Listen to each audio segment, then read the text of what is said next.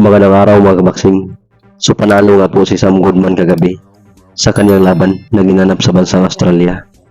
Kontra sa isa ding undefeated na isang Thai boxer na si Tats Tanalwangpun na rank number 8 ng WBC sa Super Bantamweight Division, kung saan kanyang tinalo si Luangpun via unanimous decision sa score na 117-111, 117-113 at 119-109. So dahil sa panalo ni Goodman mga kabaksing, ay mukhang sinauya inuwi na ang kanyang susunod na makalaban. Nasa ngayon ay umabanti na ang kanyang undefeated na kartada sa 19 wins with 8 KOs. Samantalang si Tats Tanalwangpun ay nakatikim ng kanyang unang pagkatalo na may 25 wins with 15 KOs.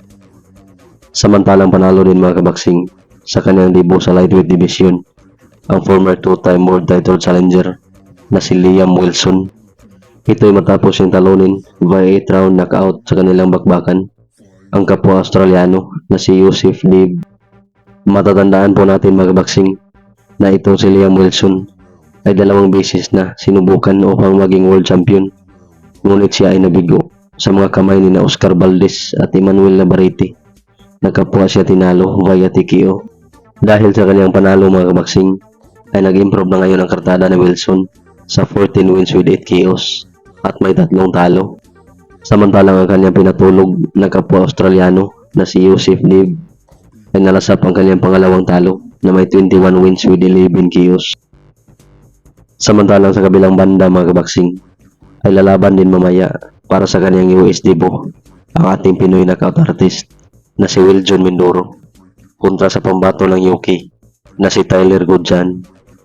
Sa weigh-in ng dalawa kahapon mga kabaksing ay tumimbang ang ating pambatong si Mindoro na 161.2 libras, samantalang 161.8 libras naman si Goodjan. Ang ating pambato mga kabaksing na galing Dumingag, Zamboanga del Sur ay hawak ang napakatinding kartada na may 11 wins, lahat pinatulog at may isang tabla. Samantalang si Tyler Goodjan ay may 13 wins, 4 KOs at may 5 talo.